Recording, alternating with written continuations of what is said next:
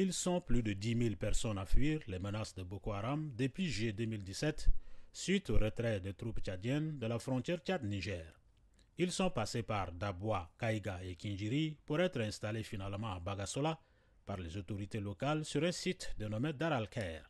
Pour le délégué de la Commission nationale de réinsertion des réfugiés et des rapatriés Abdoulaye Mahamad Djimain, ces personnes n'ont pas encore de statut. Cette population est arrivée depuis le Niger. Ils ont quitté le Tchad il y a de cela 40 ans, 50 ans. C'est presque la deuxième ou la troisième génération qui est là ici, devant vous. Officiellement, il n'y a pas un statut qui a été déterminé. Il y a une mission qui a été effectuée ici, dont le chef de protection en personne et le secrétaire permanent de la Sénat ont été ici passés. Et nous avons remonté les informations et aussi au vu des interviews qu'on va mener aussi conjointement avec le HCR, on va déterminer si ces gens-là sont des réfugiés ou bien ce sont des retournés. Alamine Tayer, chef de camp Dar al-Khair, explique sa mésaventure et confirme qu'ils sont bel et bien des Nigériens et donc des réfugiés et non des retournés.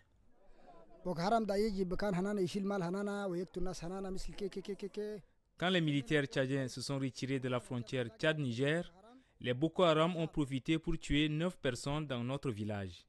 Ils ont emporté 40 têtes de notre bétail, raison pour laquelle nous avons fui pour venir au Tchad, parce que nous savons que seul le Tchad peut faire face à cette secte islamiste.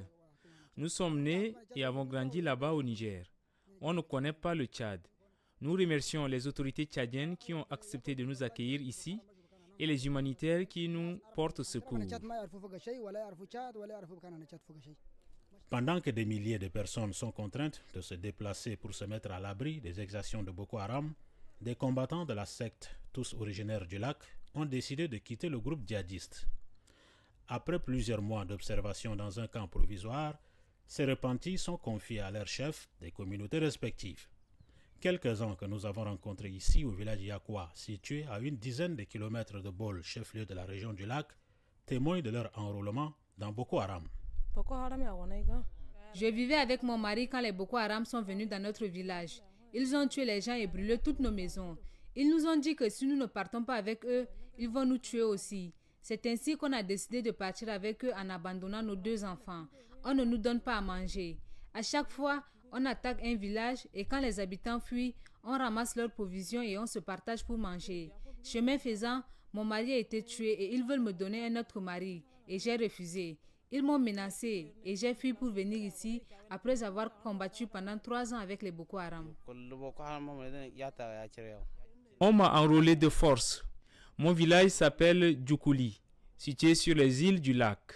Tous les jours, durant les 3 ans que j'ai mis avec eux, ils nous ont appris le maniement des armes, par exemple comment faire exploser une bombe.